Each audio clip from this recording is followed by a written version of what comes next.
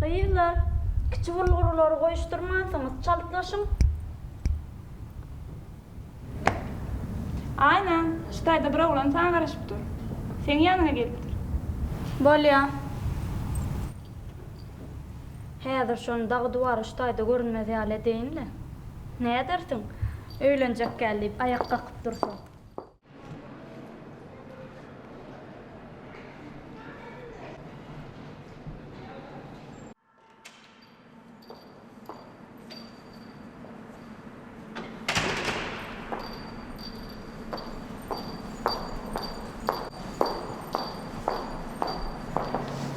Salam.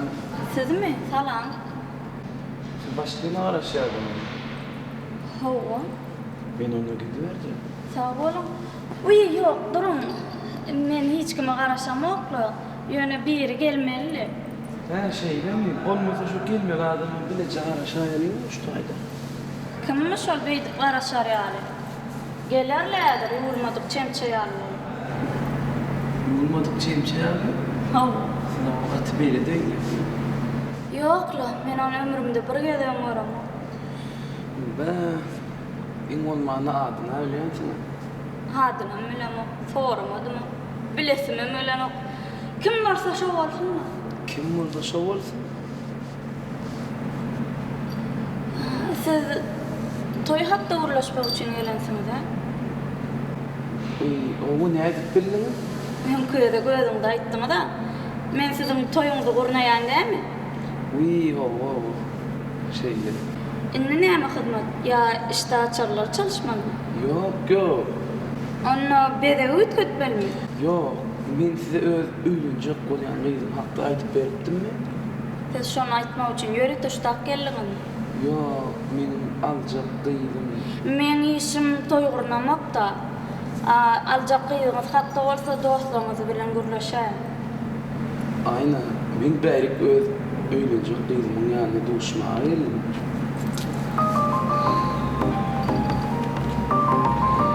Hıy, doğru ettim sana. Yoksa da men öňküde de aytmagy ýadymdan çykartdym. Sizi geljekki gelinleriniz bilen arza ýazmaly. Arzu? Demçi. Nikalaşmak üçin. Yürüm de onunla. Men size ýene bir gezek gaýtalaýar. Öz gelinleriniz bilen gelmeli. Men geldim seninle. Men Eldar ve Murad ağam men. Näme? Ova. Geldim de olmadık çemşi yalı. Sen biz burada oğlu. Eldar.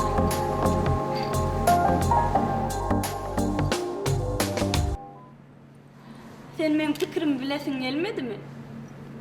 Ya meni gördü radio bolorla deyip arkayın oldun mu? Men şu adam eceme varıp ben radio değil deyip bilýän. Özüňe namyň gatulaýdy ya.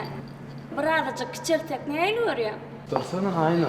Men sen katı görürsün deyip kellerle de gelmendim. Ben oy neden oldum ha? Asıl gül kim gelýär diýändi.